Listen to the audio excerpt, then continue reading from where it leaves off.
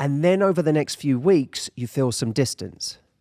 Now that to me feels right on cue. This was an email from Rain, who says, "Hi Jams, big fan of your podcast, and I can honestly credit Matthew for helping me secure my first real healthy relationship. I'm hoping you can all help me once more, as I can't tell if this stage of my relationship is normal or not. I just made it to 9 months with my boyfriend and noticed some of the attention I'd received before has started to lessen. Up until 9 months ago, I'd only ever dated F-boys." I'm going to keep... I feel like I'm enjoying the cleanness of these podcasts, so I'm going to eliminate the swear. F, of course, stands for fun boys. Fun boys. That's great. Yeah, let's go for fun boys. I've only dated fun boys. This is so PG-13. So I'm having trouble discerning a red flag from potentially normal behavior. We both just turned 30 and were each other's first serious relationships. During our early dating months, he was very consistent, respectful, sweet, and attentive. For instance, he always wished me a safe flight before trips, remembered important meetings or opportunities I had going on, and texted me before each appointment to wish me luck, followed up on things happening in my life, etc. During month 7, I went on a week-long trip to Europe to meet his family. I'm the first girlfriend he's ever introduced, and everything went really well. At the end of the trip, he even asked me to move in with him when both our apartment leases are up next summer. However, the high we were on after the trip started to reduce, and over the last 3 weeks, he's felt a bit more distant. I'm not sure what's changed. We haven't had a fight or anything happen out of the ordinary. He's been quieter and more reserved lately, and when I ask him about it, he says he's fine. He's also stopped saying, "I love you," and being physically affectionate, though we're still having sex regularly. However, I'm confused because I'm spending the holidays with him and his family, and today he asked if we should extend our time in Europe for Christmas. Also, as I was getting ready to leave his apartment late afternoon on Sunday, he asked me to stay over, even though we were sitting pretty far from each other in bed watching TV, not speaking. As I've only dated fun boys until now, I don't trust my judgment to know if these are red flags or if he's just getting comfortable and doesn't feel the need to put in the same effort to keep me. I don't want to be blind, but I'm also unsure if it's my anxious attachment rearing its head. As guys become more comfortable in relationships, how can we tell the difference between comfort versus them losing feelings? Thanks so much for the work you guys do. You are truly doing the Lord's work for women. And that is from Rain. Great name, Rain. You know, when you know yourself that you can have some anxious attachment and some kind of natural anxious hum, and you then find that something shifts in someone's energy, either because of things they're no longer saying or things they're no longer doing or just things you don't feel from them, is it down to your anxiety and your anxiety is just making too much of it, or has something changed that is actually worth worrying about? I'm thinking about times if I have had that, maybe there have been times where it's clear that something's on the rocks and feelings have changed. Sometimes if my spidey sense goes off for something like that, it's because I've done something that I haven't been cognizant of, and I've done something that's upset someone, or I didn't know something hurt their feelings, and I forgot their birthday. You forgot their birthday.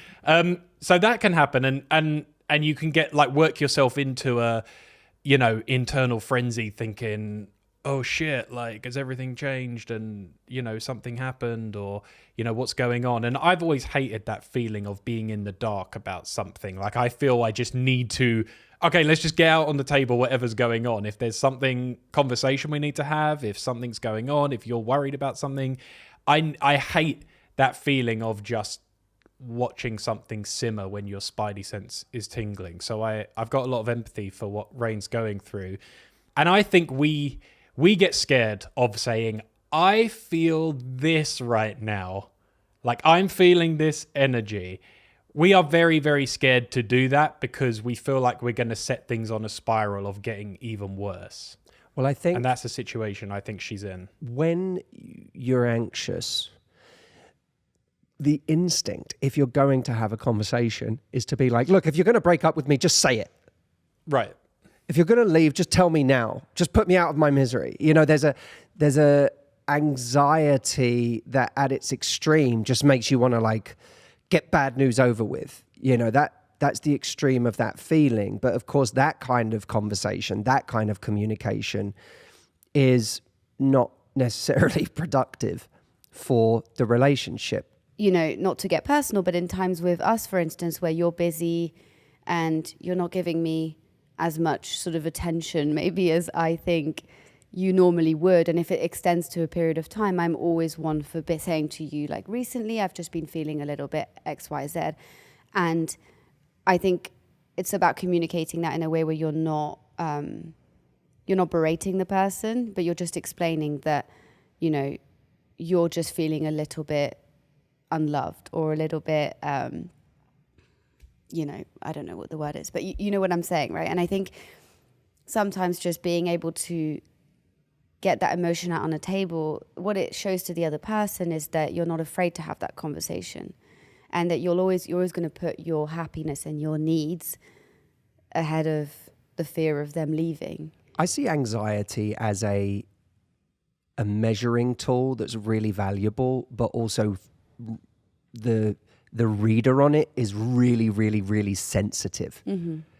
And the sensitivity of that reader it can be a liability, because it can have you not only picking up on things that aren't necessarily there, which, by the way, it will also pick up on everything that is there, because the reader is so sensitive that you will be right 1 time out of 4.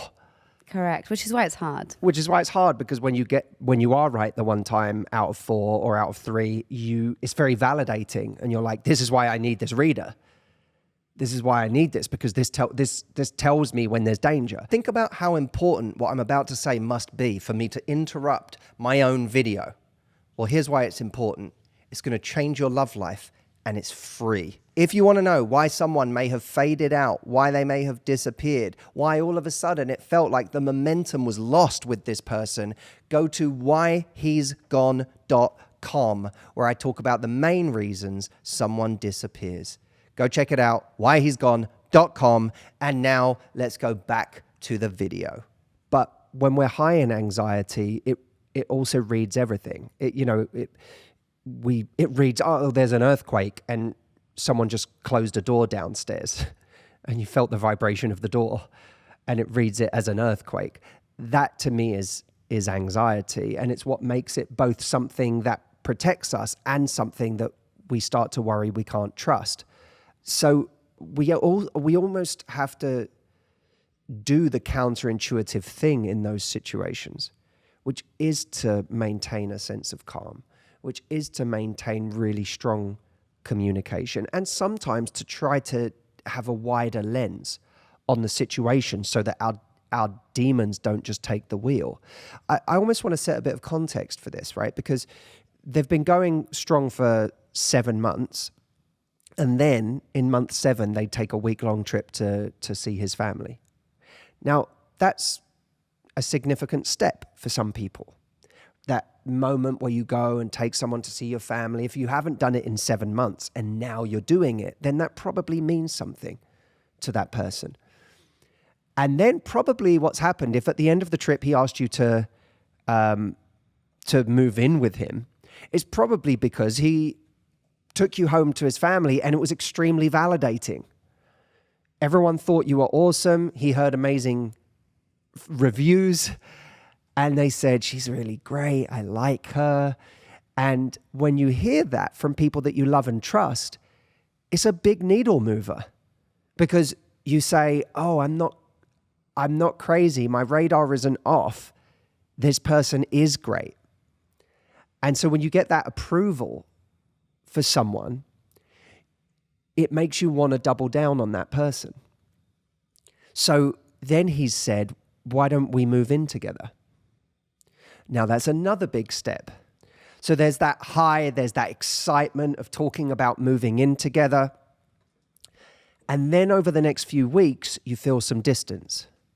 Now that to me feels, not that it happens all the time, but that feels right on cue. The idea that he took you to meet his family, you got even closer. He said, based on all the reviews, that he wants to move in together because he was on that high. And now all of a sudden, he's probably had a little bit of, oh my God, wow, this is getting more serious. And what you may be feeling from him is distance. But what he's feeling inside is, whew, this is, all through my 20s, I didn't have serious relationships. I'm now in a serious relationship, and I know I'm in a serious relationship because my family have met her and everyone knows now that I'm in a relationship, and we've talked about moving in together, and that's a really big step.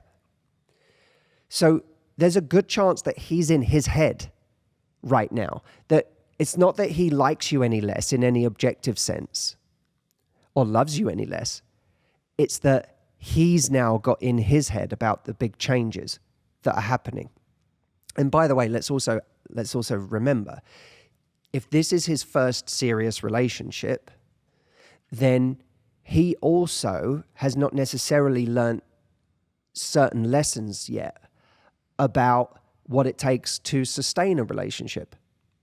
That after that initial excitement, after that initial high, that it has to be cultivated, and you have to continue to invest in the excitement of the relationship. And he may not have the tools right now to be able to do that, and you may not have the tools right now to be able to do that. That doesn't mean it won't last. It just means that you guys are still learning those tools. So what you're reading from him is potentially not some terminal loss of excitement, but instead a kind of a feeling from him that, wow, this is serious. That's made me a bit scared. You're reading my fear as I don't like you anymore, or I don't love you anymore. But it's just fear, and I don't know how to process it because I haven't been in a long-term relationship before. And also, there may be a little bit of, I don't know how to continue to cultivate the excitement in a relationship after that initial dazzling honeymoon period of the first 8 months. When I listen to this, I just sense that she's actually being too distant here. And I'm not even interested in her communicating so much. I'm interested in her doing. Like, I'm interested in her, like, go try sitting next to him a little bit. Go ahead and try to create the culture of your relationship. You can't, like, hey, I have this big meeting. Just wanted to call and say, I love you. Hopefully you'll wish me luck. Just go ahead and set that state. And then when you're in these moments of togetherness and love, don't stop treating him like a fun boy.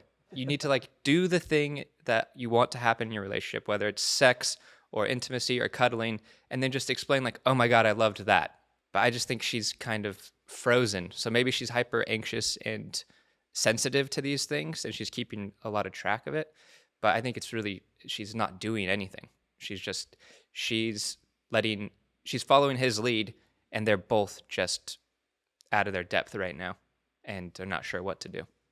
If you take Esther Perel's dichotomy between love and desire, and of course in her famous book, Mating in Captivity, she refers to the paradox of love and desire within a relationship. That love, if you think about it, when you first meet someone, what's driving you? Desire. Desire says, there's a stranger over there. I think there's something attractive about them. I want to get to know them better, and I want them to like me. So desire starts to make the two of you magnets if there's mutual attraction. Now, the more you start to close down the mystery elements and the more you get to know each other, you start to develop feelings of love. Feelings of love start to bring you even closer together. So it's like love pulls you together, and then, desire pulls you together, and then love magnifies that. But love can keep magnifying that to the point where all of a sudden there is no space between the two of you. And when there's no space between the two of you anymore, desire gets suffocated. When desire gets suffocated, what's left is just love. And when it's only love that's left, I think this is a very good paraphrasing of Esther Perel's work. When it's only love that is left, all of a sudden, you are losing that mechanism that creates excitement, that creates that kind of visceral attraction. When we first meet someone and we are in those desire stages, we are firing on all cylinders in terms of, to coin the sort of work of, who wrote the 5 love languages? Oh, Gary Chapman. Gary Chapman. So to talk about the 5 love languages, you know, one of the things he mentioned in his book is that in the beginning of relationships, you are just doing all of them all the time. You're buying gifts, you're being thoughtful, you're touching each other all the time, you're complimenting each other. You're literally just firing on all cylinders, which is how attraction and love is created, is that you make each other feel so unbelievably special because you're literally trying to just fan the flame of the relationship as much as possible. And when you get comfortable or you start entering the more sort of loving and kind of the later stages of the relationship, I think people do just naturally kind of revert back to what their sort of baseline is when it comes to those things. And, you know, him being really thoughtful and messaging all the time before interviews and before flights, to me, that actually speaks more to that point, which is that in the beginning, he was probably being overly thoughtful because of where you were at. I think a lot of those early stages of sort of like outpouring a lot of energy into each other comes from a place of making sure that person stays and making sure that person likes us and loves us and falls for us. So once we've got that, the kind of, the drive to do it actually has to just come from a place of character.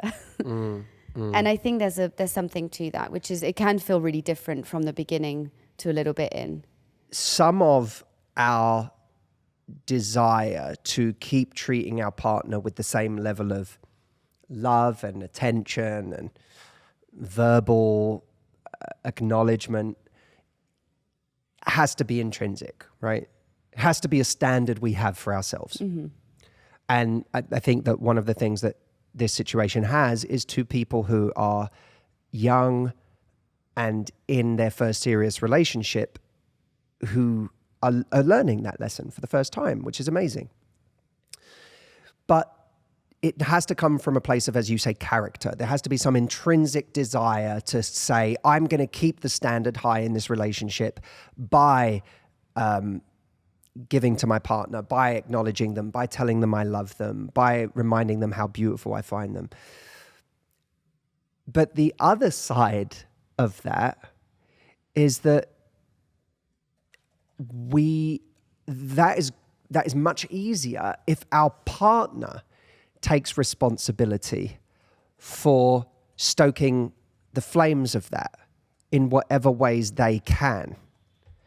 If your intrinsic standard for wanting to continue to give to your partner on that level meets an ownership by them to continue to keep you desiring them, that's a really, really good combination. So what I'm saying with that is, Rain, it's not your job to give him an intrinsic character that keeps his standards high. That's his job to do that in a relationship. It's your job to set the standard for him that you want to be with someone who has high standards for that. But you can take ownership for saying, I also want to be the kind of person that keeps his desire high by doing whatever I can. And this is what's interesting to me in terms of that love desire model, is we can take a step back and go, is there anything that I could be doing to create more desire in my relationship? A conversation that you have with someone where you tell them that you've noticed they don't do these things as much recently and you would like them to, that will improve the communication in the relationship, and that will be a vulnerable act, and it will improve the kind of sense of knowing each other deeply. But it won't necessarily improve desire. In fact, for a lot of people, it might read as one more thing that they have to do and one more kind of stress that they have that, oh, I've now got to do this and I'm doing it because I'm being asked to do it, which doesn't make me feel like I'm desiring it. It makes me feel like I'm fulfilling an obligation. That doesn't make it wrong to have those conversations. It just means that we have to take responsibility for doing the things that create desire without them ever knowing that we're creating desire. Like I joked with you, Audrey, I was like, you're wearing a lovely outfit today. Thank you. I joked because I was like, you having the conversation with me to let me know that you've not been feeling something from me recently and you'd love it if I could work on that will help, because I have an intrinsic desire to want to make you happy and to want to have a great relationship. But it will probably work just as well for you to put on that outfit today. That's so true. That's kind of what I was trying to get at, where it's like you can do so much with just that little note you said. Audrey's wearing a nice dress today. And that kind of just like makes Matt forget about whatever else might scare him. Also, I think that when you go out and, you know, someone's wearing a nice, it's like, I really believe in the power of just going out, leaving the house, go out together. You know, let him witness you being witnessed by other people. Even if it's just a walk. You could go out and walk around the neighborhood. Like, this is an interesting one last Esther point, which is you can go on a walk and just talk together, and that's very much love, right? That's the coming together. But if you decide to wear those yoga pants on the walk that look a little bit spicy, and you just walk by some other people and like you realize like, oh, she just got attention from that other person, like those yoga pants just created all kinds of desire, and then suddenly you have the best of both worlds. You're getting close and connected on the walk, and also she got some spicy yoga pants. Yeah, because the lion comes out again. Yeah. He's like, hey, you know, what is, someone just looked at her. Oh, she's attractive.